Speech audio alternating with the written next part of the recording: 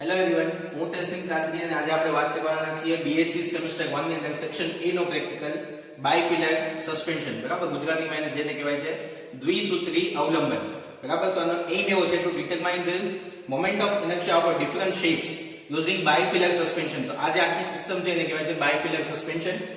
Different શેપની જે વાત કરી છે આપણી પાસે બે શેપ છે, એક છે સોલિડ સિલિન્ડર અને એક છે રેક્ટેન્ગ્યુલર વુડન બોક્સ. બરાબર, તો આની મોમેન્ટ ઓફ ઇનર્શિયા આપણે બાયફિલર સસ્પેન્શનની મદદથી માપવાની છે. બરાબર, એક નળાકાર અને એક લંબઘન, આ બંનેનું આપણે જડત્વની ચાક માત્રા છે આનો યુઝ કરીને માપવાનું છે. ઓકે, તો એની માટે આપણે એમ ક્લિયર છે. હવે કયા કયા સાધનો જોશે? તો કે એક બાયફિલર સસ્પેન્શન જોશે. બરાબર, બે શેપ જોશે, એક સિલિન્ડર, એક રેક્ટેન્ગ્યુલર બોક્સ. બરાબર, એક નળાકાર અને એક લંબઘન, એક સ્ટોપવોચ, વર્નિયર કેલિપર્સ. આટલી વસ્તુ આપણે જોશે. તો ફર્સ્ટ ઓફ ઓલ આપણે શું કરશું, એના અમુક ઓબ્ઝર્વેશન્સ લઈ લેશું. બરાબર, જેમ કે રેક્ટેન્ગ્યુલર બોક્સ છે તો એની માટે ફોર્મ્યુલા છે જડત્વની ચાક માત્રા માટે. એ થિયોરિટિકલ અને પ્રેક્ટિકલ બે રીતે આપણે મેજર કરી શકીએ. થિયોરિટિકલ ફોર્મ્યુલા જે છે, પ્રેક્ટિકલ જે ફોર્મ્યુલા છે કોઈ બી શેપ હોય એની માટે આ સોલિડ છે એની માટે આવી રીતે છે, t² d1 d2 into mg upon 4 π² L. હવે આની અંદર t² શું છે, d1 d2 mg એ બધું શું છે આપણે ડિસ્કસ કરીએ. અને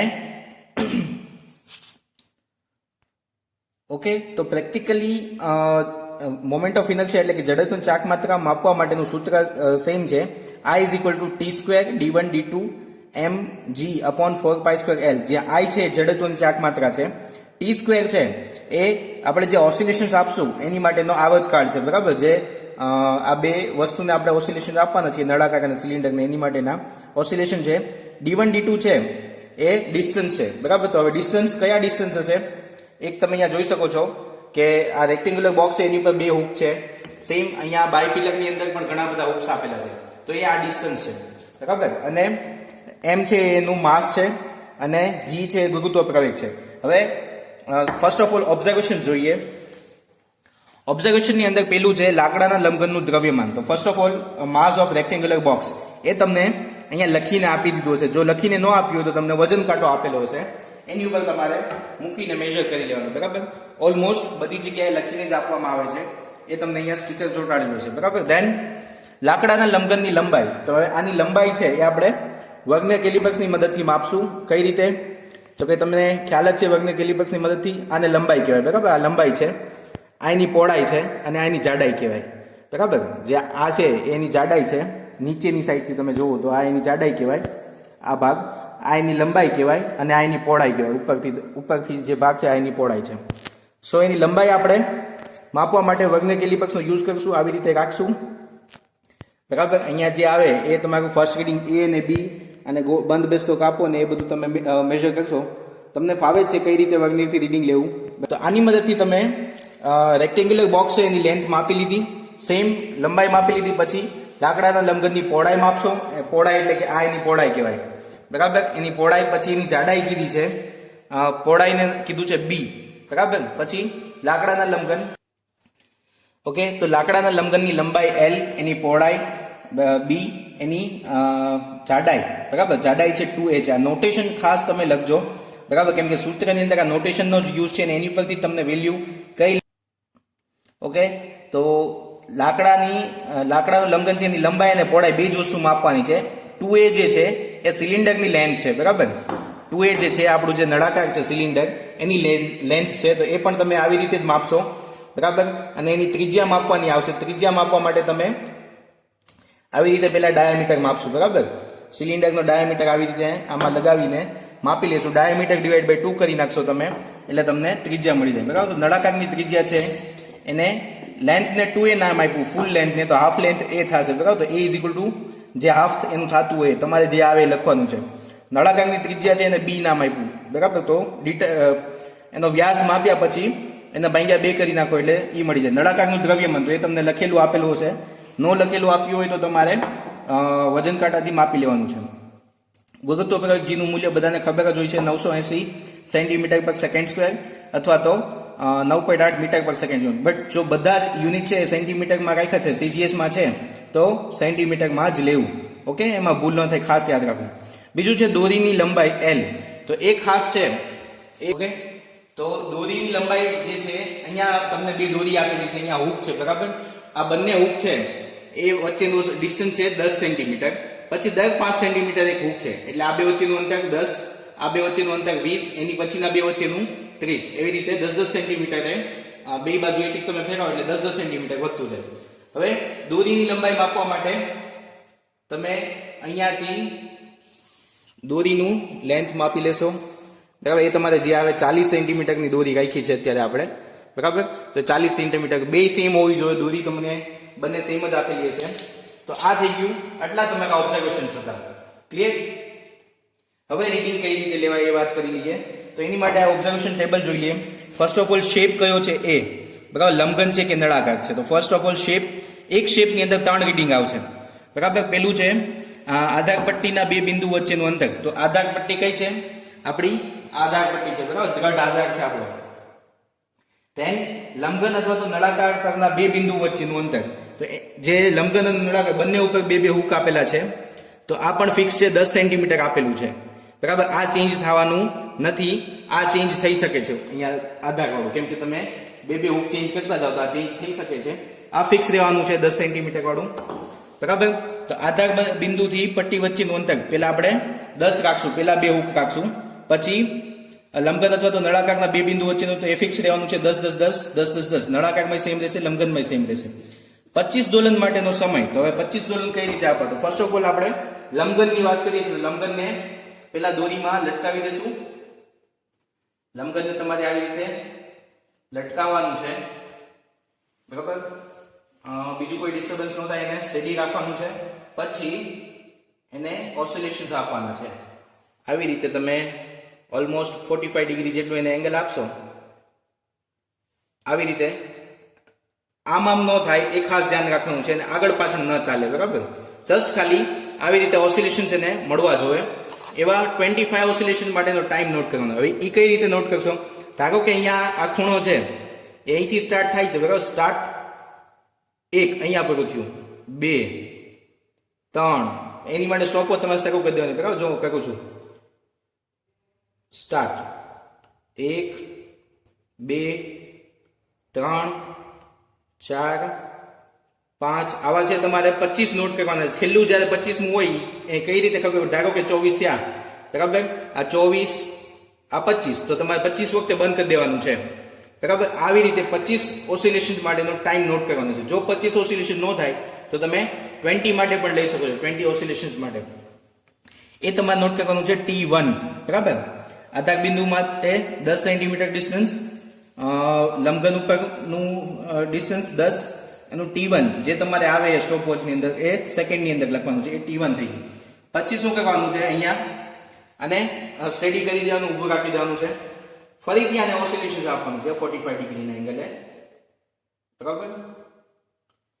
ખાસ ધ્યાન રાખો, આમાં આગળ પાછળ ઝુલાય નહીં અને આવી રીતે ન થાય. જસ્ટ ખાલી આ ડાયરેક્શનમાં એને ઓસિલેશન આપવા જોઈએ. ફરીથી એને 25 ઓસિલેશન માપો, એને T2 કયો, T2 માં નોટ કરો, બરાબર. પછી એનું સરેરાશ, એનો આવતકાળ ગોતવા માટે આ જો 25 માટેના ટાઈમ હોય તો એક માટેનો ટાઈમ કેટલો? ડિવાઈડ બાય 25 કરો, એટલે એક માટેનો ટાઈમ T², અને જડત્વની ચાક માટે. આ થઈ ગયું આધાર બિંદુના પટ્ટી વચ્ચેના બે બિંદુ વચ્ચેનું અંતર 10 હોય ત્યારે. હવે 20 હોય ત્યારે, બરાબર. તો આ જે બે હૂક છે અહીંયાથી 5-5 સેન્ટીમીટર દૂર લો એટલે 20 થઈ ગયું. આ 10 છે. હવે એક એક લેશું આપણે, બરાબર.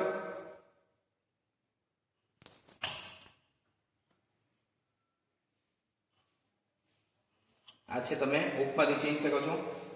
તો આ થઈ ગયું 20 સેન્ટીમીટર, બરાબર. 20 સેન્ટીમીટર થઈ ગયું. ફરીથી આને 25 દોલન આપો, આવી રીતે પકડીને, બરાબર.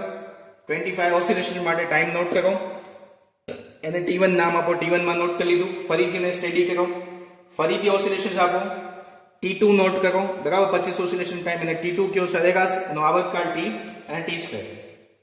આ 20 માટે થઈ ગયું. સેમ આ બે કાઢીને 30 માટે. બરાબર. અહીંયા બાજુમાં બે ઉપ છે એમાં તમારે ફેરવી દેવાનું છે 30 માટે. તો આવી રીતે આધાર બિંદુ છે ત્યાં 10, 20 અને 30 આ 3 રીડિંગ તમારે નોટ કરવાના છે લંબઘન માટે. બરાબર. હવે એની પછી નળાકારનો ટર્ન લેવાનો છે. બરાબર. નળાકારને પણ સેમ એવી જ રીતે લટકાવવાનું છે. સેમ તમે જે લંબઘનની અંદર જે કર્યું એ જ વસ્તુ આની અંદર પણ કરવાની છે. બરાબર. સિલિન્ડરની અંદર પણ સેમ ઓસિલેશન્સ આપવાના છે.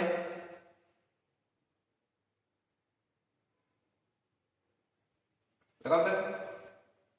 અત્યારે 20 માં છે. બરાબર. તો 20 માં પણ આવી રીતે રાખીને ઓસિલેશન્સ આપવાના છે. આ તમારે કોઈ એક ખૂણો પકડી લેવાનો, કાં તો આ સાઈડ થી કાં તો આ સાઈડ થી. બરાબર. ધારો કે અહીંથી ગણતો હોય હું. સ્ટાર્ટ.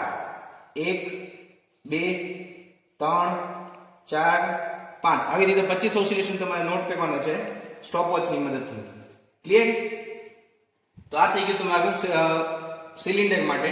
આ 20 માટે છે. સેમ 10 માટે, 20 માટે, 30 માટે આના પણ રીડિંગ તમારે નોટ કરવાના છે. T1 T2 અને એવરેજ T ના. બરાબર. પછી T અને T2. ક્લિયર?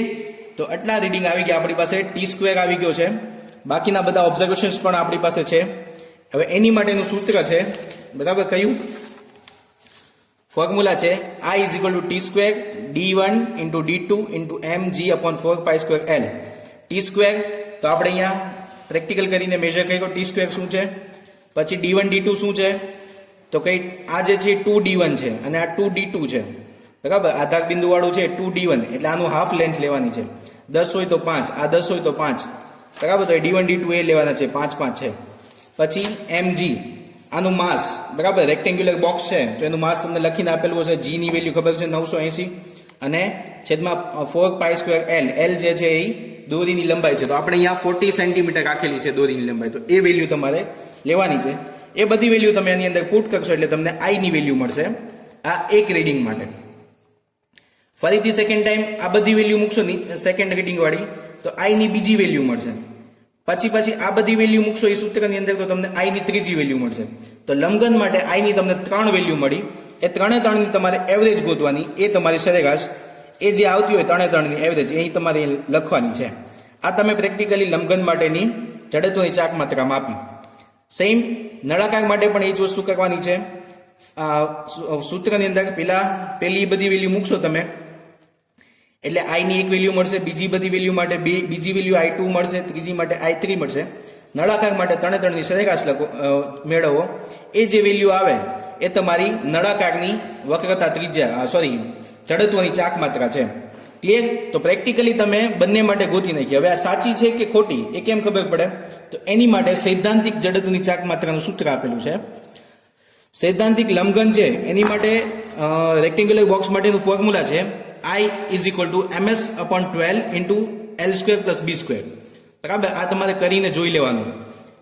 m છે એ માસ છે, ms એનું માસ છે. Mass divide by 12 into l square plus b square. l છે એની લેન્થ નો સ્ક્વેર, b square છે એની પહોળાઈનો સ્ક્વેર. બરાબર.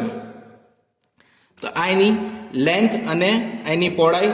બરાબર. એ બેનો સ્ક્વેર કરીને એડિશન કરીને તમે જે મૂકો વેલ્યુ એ તમને કંઈક વેલ્યુ આપશે.